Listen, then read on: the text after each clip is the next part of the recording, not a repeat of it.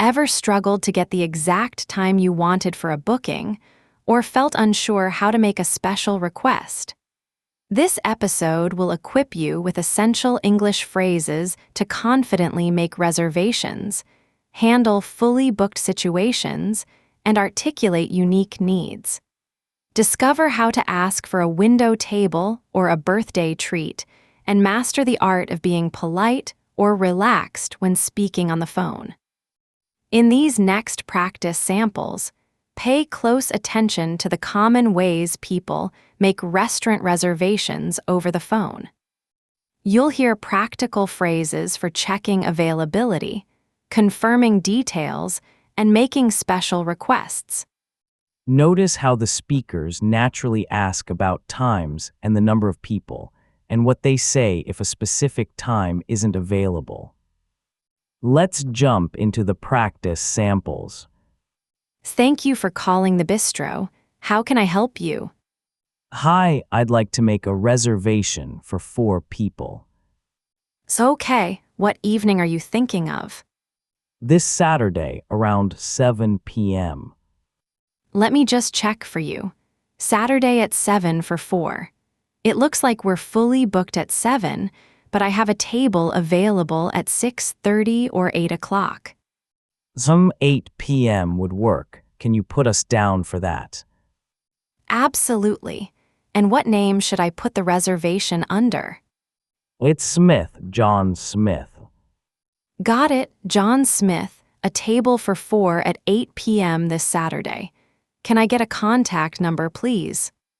Sure, it's 555-123-4567. Thank you, Mr. Smith. We're looking forward to seeing you then. Great, thanks.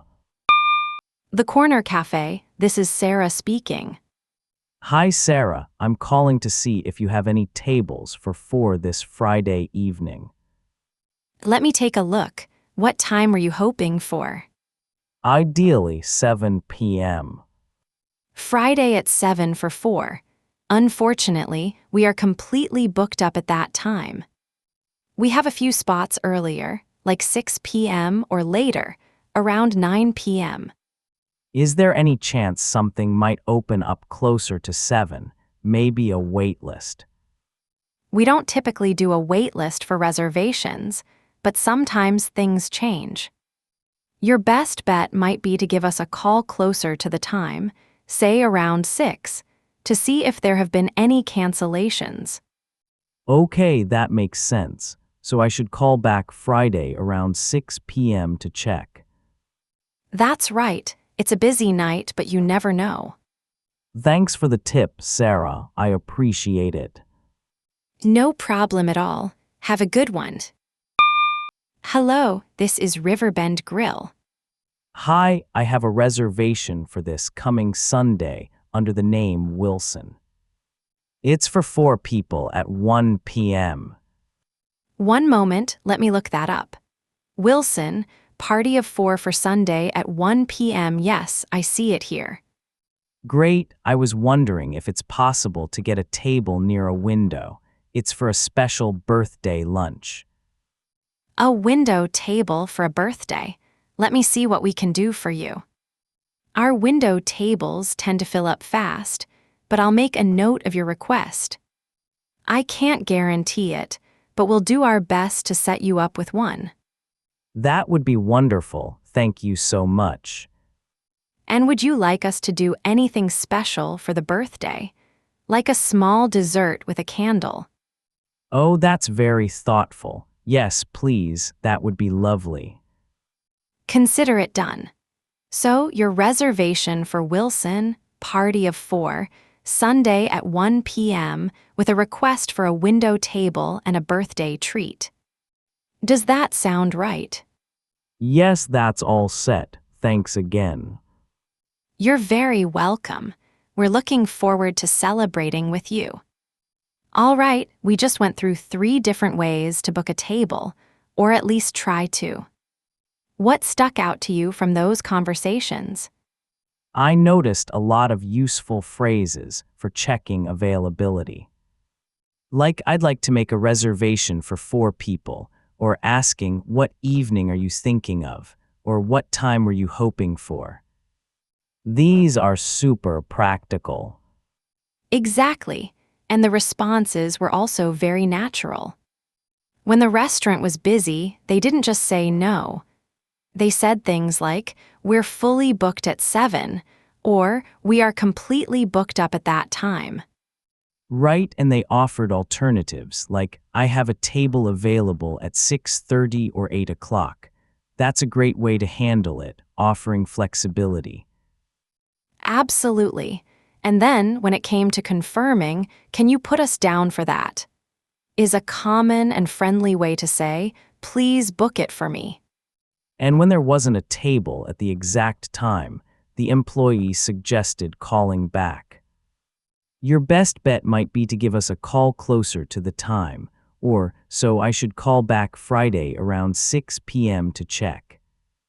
That's a very practical strategy. It is. It shows how to navigate those situations when your first choice isn't available. Also, I liked how in the last simulation, the customer asked about a window table and mentioned it was for a special birthday lunch. Yes, and the restaurant was ready to accommodate with things like make a note of your request and even offering a small dessert with a candle. That's a nice touch. It's all about making those specific requests clear and understanding the restaurant's response. "I can't guarantee it, but we'll do our best to set you up with one," is a perfect example of managing expectations while still being helpful. And the confirmation at the end, "Does that sound right?" And "Yes, that's all set," make sure everyone is on the same page. Definitely.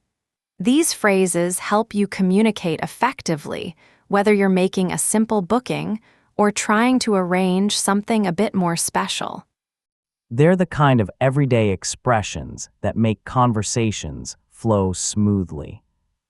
So, those examples really broke down how to navigate making a booking. Let's dig into some core elements from those calls. Absolutely. One key takeaway is how clearly people state their initial request, like indicating the party size and the desired date right at the start. Right, being direct helps. Instead of just, "I'd like to book a table," you heard callers specifying, "I'm hoping to get a reservation for 6 guests," or "We're looking for Friday evening." And the staff always responds by checking the schedule for that specific request, often asking what time works best for your group to narrow it down further. Yes, that's crucial. And when the first choice wasn't available, notice how they offered solutions. Not a simple no, but rather, "We're completely full for that hour, but we do have openings a bit earlier or later." That's super helpful, giving you options. And then, once an alternative worked, the phrase, "Can we confirm that time for us?" seals the deal nicely. Exactly. And we also saw how to handle special requests. Asking for a seat by the window or mentioning a birthday celebration clearly communicates your needs. And the restaurant's response of, "We'll make a note of that," or "We can't promise, but we'll try our best," sets realistic expectations. It shows they've heard you, even if they can't guarantee it. Now, let's take some of these practical phrases and see how they fit into other daily situations. Great idea. How about "I'd like to make a reservation for?" You could use that to schedule an appointment. For example, "I'd like to make an appointment for a dental checkup." Perfect, or even at work, "I'd like to schedule a meeting with the team about the new project." It's about setting something up formally. Next, "What time were you hoping for?" This isn't just for restaurants. You could ask a friend, "What time were you hoping to meet up for coffee tomorrow?" Or even when coordinating schedules with colleagues, "What time were you hoping to finish up the report by?" It helps align expectations. And we're fully booked at that time. Imagine you're trying to borrow something. Your friend might say, "Sorry, my car is completely booked up this weekend," if they already have plans. Yes, or if you're trying to reserve a conference room at the office. The main meeting room is fully booked for Tuesday afternoon. It means it's unavailable. How about can you put us down for that? If you're at a popular event and there's a sign-up sheet, you could say, "Can you put my name down for the next available spot?" That's a fantastic real-world use. Or if a new product is coming out, you might ask a store, "Can you put me down for a pre-order of that new gadget?" And finally, I can't guarantee it, but we'll do our best.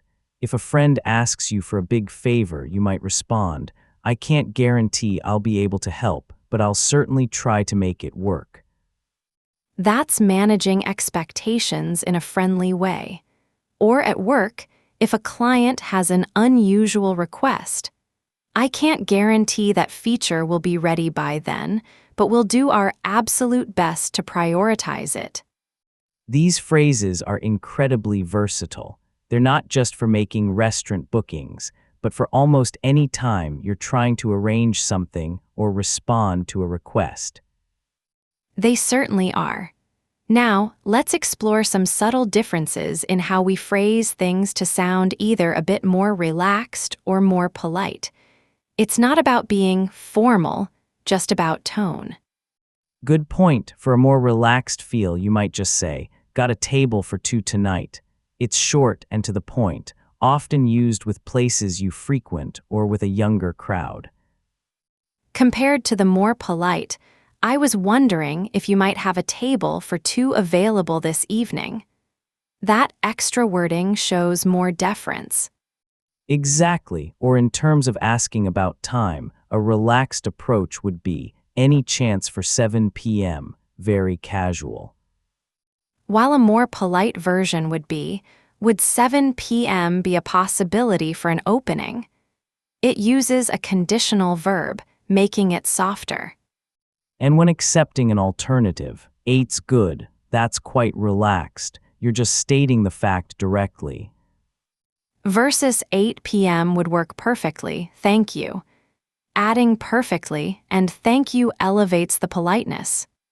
It's all about context, isn't it? If you're texting a close friend about plans, 7 okay is perfectly fine. But if you're speaking to someone you don't know well, or in a professional setting, adding those polite phrases like "would you mind?" or "could you possibly?" goes a long way. So to ask about a window table in a relaxed way, you might say, "Can we grab a window table?" And the more polite alternative would be, "We would be very grateful if we could have a table near the window." It's about showing a bit more consideration. It's truly about conveying your message thoughtfully. Now, let's play a quick game, rapid fire scenarios. I'll give you a situation, and you give the perfect, quick response. I love that idea. Lay them on me. I'm ready to tackle these linguistic challenges. All right, first up. What if someone needs to change an existing booking for a restaurant unexpectedly? The key is to state your request clearly and immediately. Try, "I need to adjust my reservation for tomorrow evening," or "Could I please change my table time?" Perfect. Second scenario. How about when there seems to be an error on their end, maybe a mix-up with the reservation details? Politely point it out without accusing. Say, "I think there might be a slight misunderstanding. My booking was for 7 guests, not 5, or I had it down for Wednesday." Excellent. Final rapid fire. What if a diner makes a truly unusual request, like asking for a very specific, often unavailable item or service? Frame it as a question with a softener to show you understand it might be tough. "Is there any chance we could get a table completely out on the patio, even if it's a bit cool?" Those were great rapid responses. They really highlight how to be both clear and courteous. Now, let's quickly recap the top 3 most valuable tips from our entire discussion today. Absolutely. Firstly, always begin your request by specifying the core details, such as the date and number of people involved, right at the outset. Secondly, be prepared to accept or propose alternative times if your first choice isn't free. Showing flexibility always helps secure your spot. And finally, when asking for unique considerations, use phrases that acknowledge uncertainty, like "we'd appreciate it if possible," or "if you're able to accommodate this." That wraps up our exploration of American English for bookings and beyond. We hope these practical tips help you communicate with confidence. Remember to practice these phrases in different scenarios to make them your own. You'll master them in no time at all. For more language learning and to enhance your vocabulary, subscribe to double your vocabulary and hit that notification bell.